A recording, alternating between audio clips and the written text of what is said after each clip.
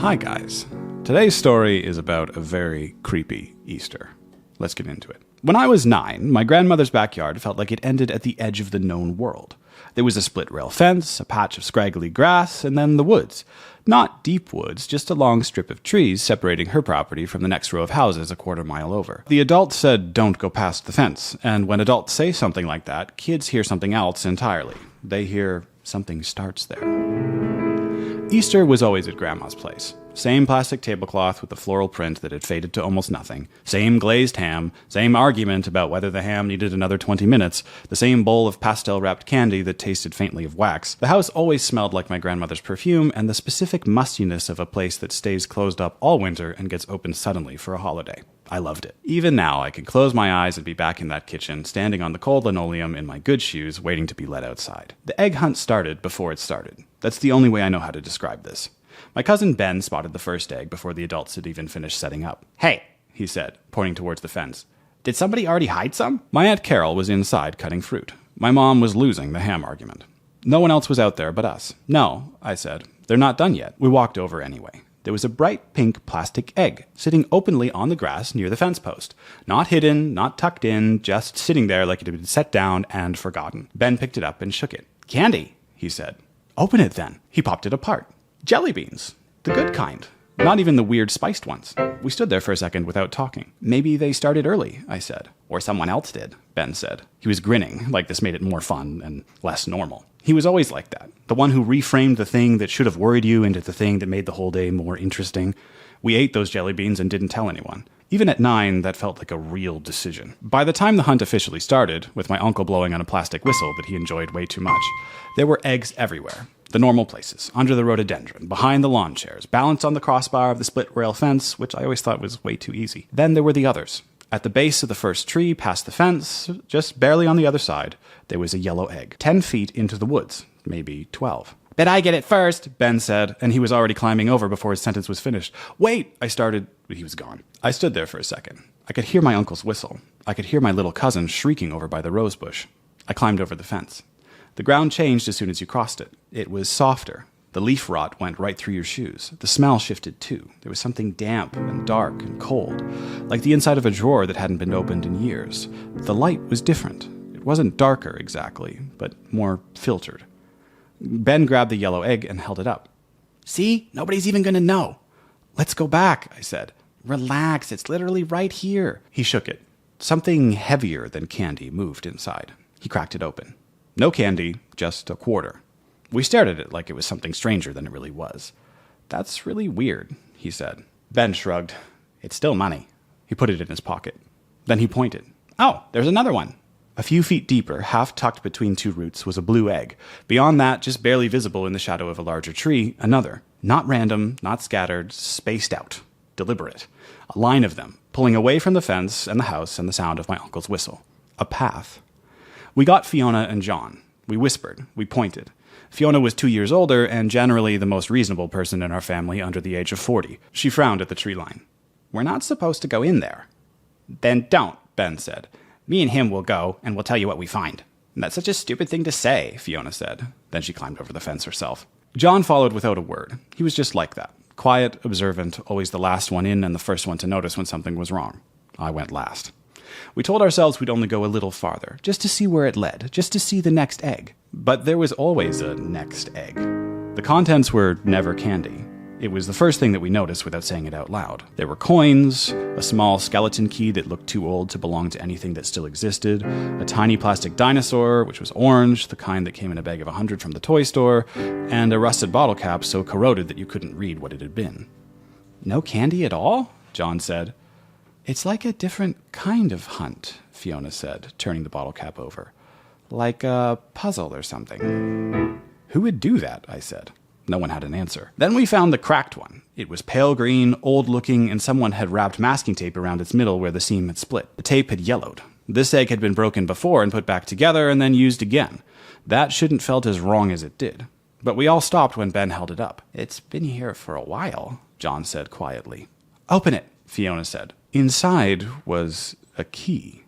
Small, thin, the kind that opens a locker or a diary or a small cabinet. Not a house key, something specific. "Keep that one," Ben said, handing it to me. "In case we need it." Need it for what? He gestured into the trees. Whatever's at the end. We hadn't said that out loud yet, that there was an end, that someone had built this for a reason, that the reason might be something we arrived at. But once Ben said it, it became the only possible shape of things. Fiona started walking back towards the fence, actually walking and not just talking about it. She got maybe 6 steps. Then she stopped. The next egg was sitting in a patch of pale light between 2 trees, perfectly visible from where she stood and impossible to miss. She looked at it for a long moment. She turned around and kept going with the rest of us. We lost sight of the fence. That was the moment. Up until then, I had been able to turn around and see it. The gray split rails, the yellow grass on the other side, and then the corner of the house. That line between the known and the not known. It disappeared behind a bend in the trees, and something settled into my chest that I didn't have a name for yet. I know now that it was the particular dread of realizing you've gone farther than you meant to. "Okay," Fiona said. "I mean it this time. We should actually go back." "Yeah," I said. "We've really gone way too far." Ben turned around. He looked impatient, but his voice had already changed slightly. There was something quieter in it. We're almost there. Why would someone do all this just for us to stop halfway?" "That's exactly why," Fiona said. "We need to stop halfway." "That doesn't even make sense." "Ben, I'm serious." John said, "Do you hear that?" We all stopped. A sound. Faint. Irregular. Not an animal sound. Nothing scurrying or flapping. Just something plastic shifting against something else. A soft, small click. Then nothing. We waited. "Wind," Ben said. "There is no wind," I said. Nothing was moving. Not a single leaf. We stood there for another few seconds. Then we kept going. I don't know why we kept going, but we did. I think by then we were more afraid of being in the middle than of reaching the end. The last egg was different. It was barely even the right color anymore. It was dulled, scuffed, like it had been through years of sun and handling. The plastic had gone from whatever bright shade it started to as something closer to an old bone. And it wasn't hidden. It sat in the center of a small clearing where the trees pulled back and let a circle of light fall through. And next to it was a basket. Woven, worn through at one corner of the handle, the kind your actual grandmother would have owned, not the kind you buy at the dollar store. It was sitting on bare dirt, I noticed, right in the center of the clearing, while the ground all around it was thick with old leaves, like the leaves had been cleared away, or like nothing had fallen there in a long time. None of us moved. "Is that part of it?" John said. "It has to be," Ben said, but he said this quietly. "I don't want to open it." "Don't be a baby," Ben said. Then he didn't move either. Fiona said, "Ben, if something jumps out of there, I'm going to be so upset with you forever." "Nothing's going to jump out." "You don't know that." "It's a basket. It's just an Easter basket." "That is not an Easter basket."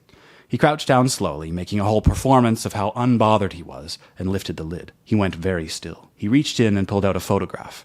He held it out so we could all see it. For a long moment, none of us said a word. Then Fiona whispered, "That's us." And it was. The 4 of us, standing at the split rail fence, facing the house. Taken from somewhere in the trees, from right above us, slightly elevated like someone held the camera standing on a slope or a rise. Shot from inside the woods, looking out. We had the same clothes on. It was the same morning. Me with my collar still tucked wrong from church. Ben with his hands in his pockets the way he always stood. It had been taken before we went into the woods. Ben turned it over. There was nothing on the back. No date, no name. "No," he said, not as a sentence, just the word by itself. Then he said it again, quieter. "No." Like if he said it enough times, the photograph would change. John had already taken 3 steps backward. "We need to go right now," John said. He never talked much, so when he talked, we listened. So we went. We didn't run at first. We just walked fast, and then faster, and stopped paying attention to the branches and the roots and the soft, uneven ground. We just moved. "Which way?" Fiona said. "This way," Ben said. He didn't sound sure of himself. "This way, just come on." Everything looked the same. The trees and the leaves and more trees and no fence and no yellow grass and no house. "Ben, do you actually know where we are?" "Yes," he said. Then, "I think." "You just think? Shut up." He just stopped. The sound again. Behind us. Closer now. A footstep. Deliberate. The specific soft crunch of weight moving through leaves slowly. Once, then again. Not random. Paced. We all turned at once. There was something there between the trees. Not close. Not clear. Just a shape where there shouldn't have been one. Tall, completely still, standing in the shadows the way that people stand when they're watching you and they want you to know it, but they're also not in any hurry. "Hello?" Ben said, and his voice came out smaller than usual. Nothing. The shape didn't move. "Let's go," Fiona said, very quietly, very carefully, the way you say something when you're trying not to make a sound. We moved. Fast. None of us looked back. We hit the fence suddenly, like it had just appeared, and maybe, in a way, it had. John went over first, then Fiona, then me. Ben came last and came fast. We stood there in the grass on the right side of the fence, breathing hard. The backyard was exactly the same. Plastic eggs in the rhododendron, my little cousin crying over something small, my uncle with his stupid whistle, the clouds moving like nothing had happened at all.